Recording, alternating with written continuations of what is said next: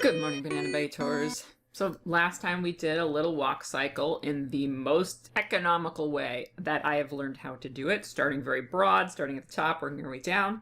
And today I'm going to show you what you do if you need to augment a cycle. So say the character is walking for several seconds. I'm going to just paste my cycle out like this.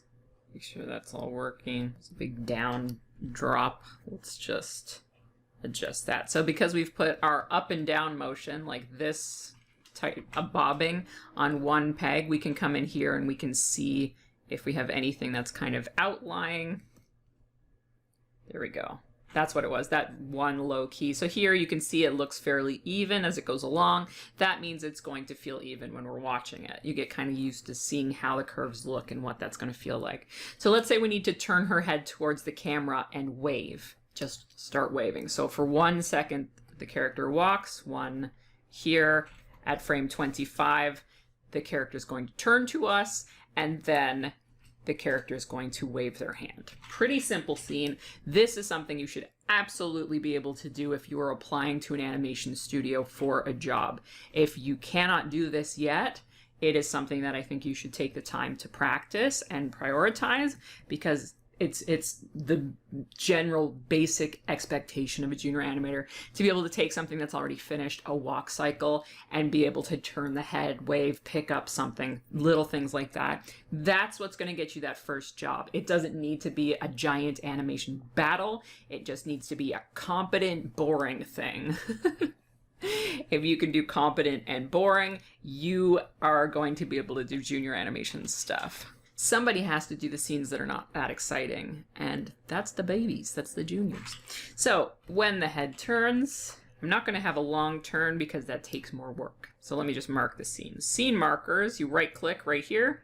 Scene marker, you can mark the current frame, it'll give you a black one. If you click on it, you can change the color to yellow. Boop. That's where I'm going to have the head turn. This is where I'm going to have the front head. Now we're getting yellow ones. I do like yellow. We're going to collapse down onto the head. So if the head is open, we will only take the peg information. If we collapse it, we will get the whole head. And now that we've marked our scene, it's easy to see where our front head starts. We're going to clear all of this out after, and it's just front head now. So simple as that. We have the head doing this and continuing on its way. We're going to put in the beginning of a blink. So here we have some little handles. Oh, and by the way, I'm using Q's rig. I mentioned that in the last one. You can go grab this rig off of Gumroad. It's quite cute. I'm having a good time with it. Interesting. Yeah. So here we have the lid itself. And then here we have the fancies, and then these are on their own. So I'm going to have the beginning of a blink, and I'm going to start bringing the head down. And then I'm going to... Now, maybe this turn's pretty good. Yeah, that's not bad. I'm going to take that. Boop. So we've got a little bit of a partial turn. And you're like, but the ears explode. That's a totally normal part of cutout. You're going to have things bust through the head at inopportune times, and you have to repair it.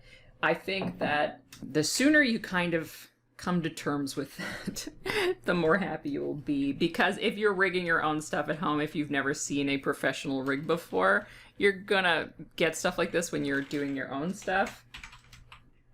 Move it back, please. And you're gonna get frustrated. Where is that? Oh, he's using 0.0001 for things. We try not to do that anymore. We try and make it 3 because we've learned that the timeline and the coordinates control points window don't have the same number of decimal points, so the timeline will only find the first 3 and it won't see that 1 properly. That's a good note. There we go. So here we have the characters a little bit closer to front. I'm going to force it down. So I'm going to turn it a little bit, but most of the downward is going to come from moving the face down. If you are not moving things down, like if you're just trusting the rotation to get the job done, you're going to have some ugly looking head tilts.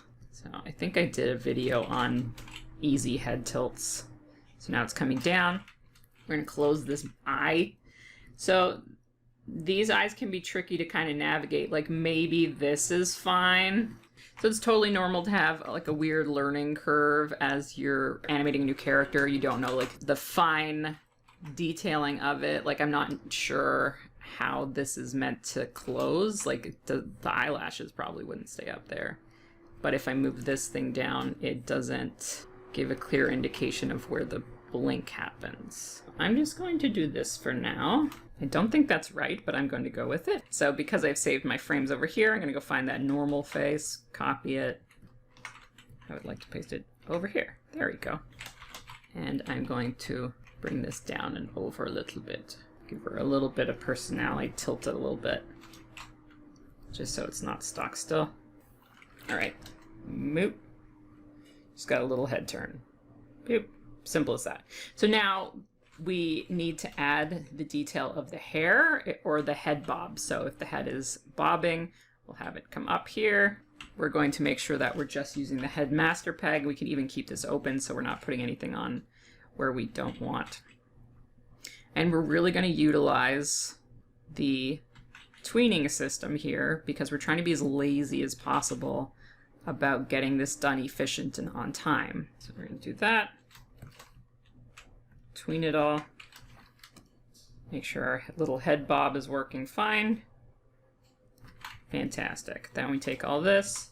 It's all tweened nicely. We're going to use our create keyframes on, put it on 2s just the way we like it. And now our head bob is done with very little effort. So same thing we can do with the hair. I like to do one at a time for hair because then it feels like it's unique and it's a cheap way to add some detail to a little character situation. So here I'm just going to exaggerate the hair bounce beforehand, have it drag through the turn. And I'm not going to use any deformers at this point. If this was a fancy dancy show where the hair needed to be really exceptionally animated, then you would go in and use your deformers. But for a pretty simple demo walk, I'm not going to go in that far. I'm just dragging it along behind. And when I'm doing straight ahead stuff like this, I don't keep track of how far it was going before. If it's a cycle, I might copy and paste it, but for something this short and there's not a lot of pieces, I'm just going to do all of them.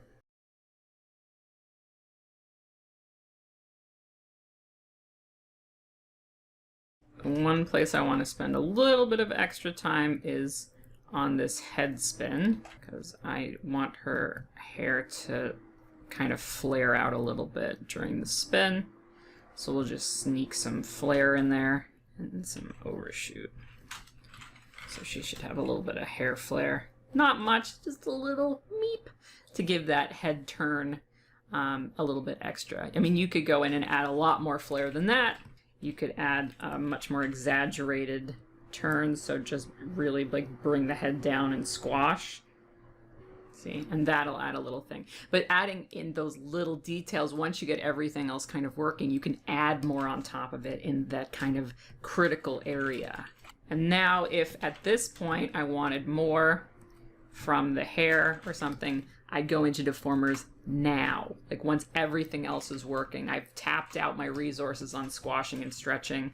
That's when I come in here. Not before. I exaggerate with deformers. The deformers add a little bit more flexibility for things like this. When you're squashing and stretching, it's good for repairing awkward joints or straightening things out, like straightening out these curves.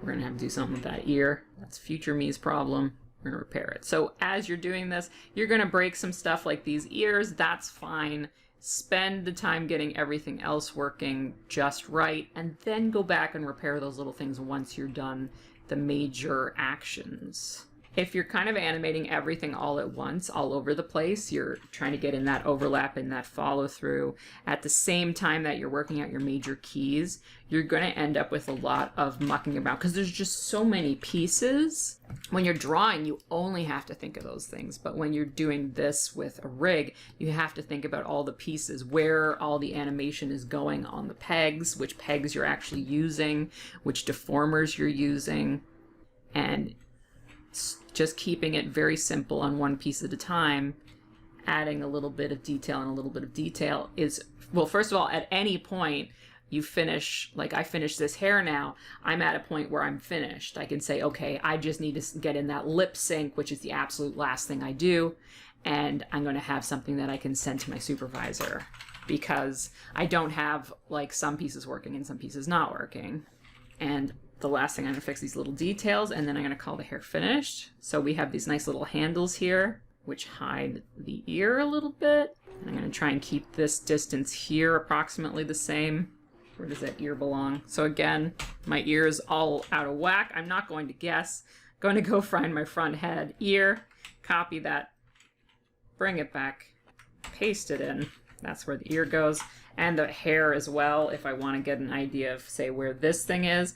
I'm not going to guess and hope it's on model. I'm going to go grab the correct key. This is the ear cutter. And I'm going to paste it into the frame. That one doesn't work. Does not help me. So I'm just going to have to go by eye. Come over here and I look. I can even measure. I'll use my pinky finger. It's a little bit thinner than my pinky on either side. I'm going to use my finger to measure it here. Make sure it's a pinky width apart. Use your tools. You don't have a literal ruler around. If you get a soft one, it'd be okay to put it on your Cintiq, but I wouldn't put a plastic ruler on your Cintiq. You're going to get scratches, which is an actual tragedy. My old Cintiq is, well, it's probably about 10 years old now, so it's not getting any younger. So this back hair here is doing some weird stuff. Boop. And I'm going to do that by checking in here, because I've got all of these keyframes where things are happening. I'm working on the rotate, so I can come in here and see where that's happening. So boop, and it's over here that things are going awry. Add in my little curves. And something like this, you could even go in and just finesse those little curves. So I think that one's on the deformer. We're using transformation 2, so I can check number 2. All right. So now we need a hand wave. I wonder if we could just get away with the hand we have here. Let's give it a try. So we need the wave to come up, up, up, up. And here is where we want the shoulder to come up even more. So what I'm going to do is switch to my animate range. So that's the green man. At first I was a little upset there was a new man in her little stick man collection. But I've come to know that this little stick man is actually quite useful. So I'm just going to go along like this and bring that arm up in a little chain here. And then I'm going to bring the lower arm up in the same way. So I'm going to move it a little bit up here, move it up a little bit more up here, 2 more, and move it up like this. Now it's not the worst. It's not great. The coming up is pretty good. Here we need it higher. So let's just, from here on, I want, and make sure it's not going over into our masters. I want to bring it right up here for all of this. Now we've got some shoulder snapping. So what we need to do is calm down that rotation. All right, so we're going to go to the peg that owns the rotation, open up our rotation here, and we want it to stay about here. So what I'm going to do is just bring all of these rotation keys more in line with that area. I'm going to try keeping in some of the curve, but a much, much less exaggerated curve like that. Here we go. So we're not mucking around in here for ages and ages. We're just going to move our whole curve. There we go. The hand is not too bad. I think I'd want to do that hand separately. And the last thing I want to do is repair this shoulder. So here, that's fine. Here, the shoulder's looking a little bit jacked up. So the easiest way to do that, I'm just going to sneak that into place because I'm no longer animating the character, I'm finessing. So at this point, I'm going to give myself a little bit of permission to muck things up like that because I have no intention of adding any new animation. I'm just going to sneak that into place. And then here, we're going to have to move it for all those frames afterwards. Make sure that our onion skin range is in a reasonable place. Don't assume that you've kept it in a good place. And then I'm going to go every single frame and make sure that shoulder is not jacked up. Every single frame, you must have your joints clean, and you're like, so that's why you start as big as possible in as clean a way as possible, so that this joint cleanup is not an absolute nightmare. Character's doing a little wave, huzzah. So again, at this point, it's all just finesse. So we want to make sure that this stuff, it's kind of slamming into place. So I want to have a little think about how I want that to happen. Maybe I'll even have this drag. And then we correct the joint. Always. Please always correct these joints. Oh my goodness. Something else there. We can add some foreshortening, some rotation on that arm to get it a little bit more exciting. Like right now, there's it's quite gradually going up. So what I'm going to do is slow down the bottom here. Make this one closer to the end. My onion skin is being really interesting in its decision on how it's going to display everything. Make sure this hand is doing some fun stuff on its little journey of waving.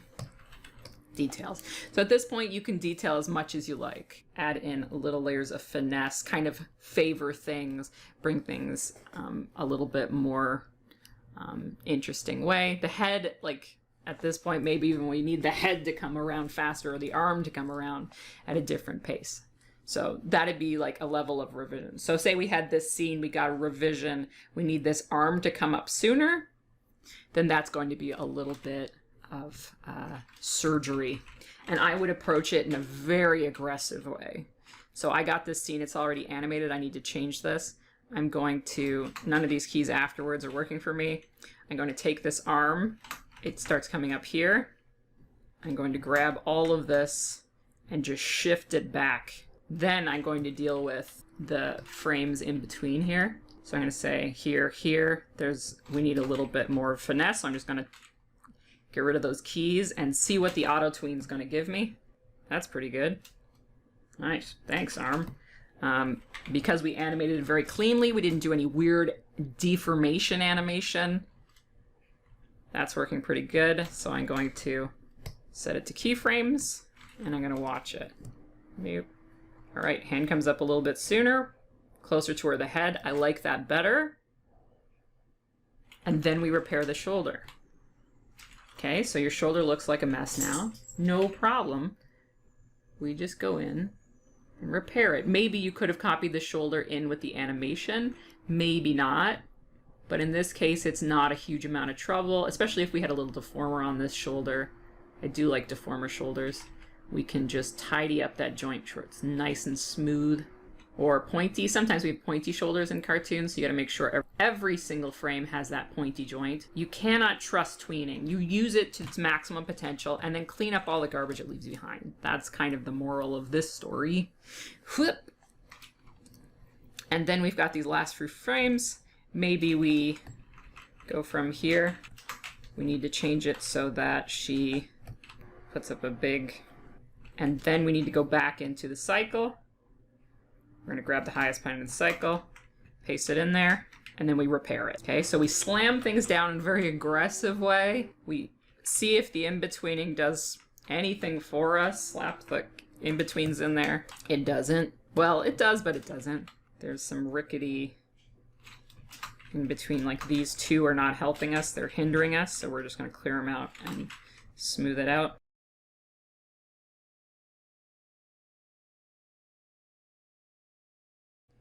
So that's feeling like, yeah, that's the thing I need. The arm is doing the thing. Then, once we have that, we get in there. We make sure every single joint is working well. So here our shoulder is not nice. We go through every single frame and fix it. So that's why it's good to figure out exactly what you're doing, do the big stuff first, because I'm like adding big stuff because I have no actual plan here. I'm like, oh, let's try this thing and see how it works. But in a real studio situation, you would have a storyboard to go by. You know what you need to do. So figure out all the big stuff first, any major limb changes, head changes, whatever, and then do this phase. Once everything else is working with the exact finesse and magic that you want it to, go in and finesse this shoulder to perfection. Fix the elbow if it needs to be. I haven't been doing anything weird, so the elbow's on my side here. Figure out how this is going to work, something like this, if you need it to be a clean joint, or if you need your arm to be up a little bit more like that. You need your shoulder up a little bit more so that it doesn't look like it's busted. And if you're not sure about the model, you go back and look at other scenes that have similar things. Always go and look at the senior animator scenes. Ask your animation supervisor who their favorite animator is. Be like, who do you think is really doing the animation on this show that you think is style-wise is like right on track, the things you want to see more of, and then go look at that animator's animation. There you go. Do, do, do, do, do, boop. And maybe I should have done something with the torso here. All right, so hopefully that gives you some insight on how you make these changes. Start absolutely with the biggest thing you can. If the entire character needs to move, start with that. The torso needs to move, then go to that. Then go to the upper arms, like the entire arm itself, before going down into the lower arm and the hand. Start big, go small, and then check it and make sure it's working. All the big changes from the biggest to the smallest. And then once you're happy with everything, zoom in on every single joint. And if you have to do one by one, shoulders, do a shoulder pass, do an elbow pass, do a wrist pass, do a hip pass, do a knee pass, do an ankle pass, and do an ear pass, all of it. You must go into that level of detail to get studio quality work, because that's what we are expected to do for television. You want everything to at least be clean. The animation's never going to be feature quality, but it has to be clean even if it's not very exciting. So that's the very first stage you should aim for: competent and clean. After that, once we have this, we can go in now, and her face doesn't really have any animation on it. There's no keys involved, so what we could do is go down to this level now. You can see her face, because I keep things very open when I'm adding things. There's, we don't need those. This part, we need the face involved, but nothing in between here. So now we have a completely clean slate of a face where we can go in and add the expressions, the change, she looks,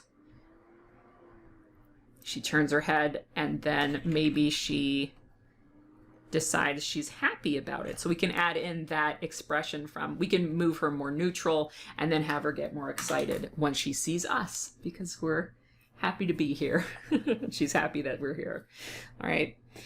So that's it. Let me know if you like hearing more about cutout, if you'd like to see more traditional effects or traditional animation. Let me know about the technical stuff you're interested in, although the bird brain is doing a fantastic job with all the technical stuff right now, so I think I might just leave it to her because she's fantastic. And that's it. Like, share, subscribe, all those things that internet people ask you to do, and I will see you in the next video.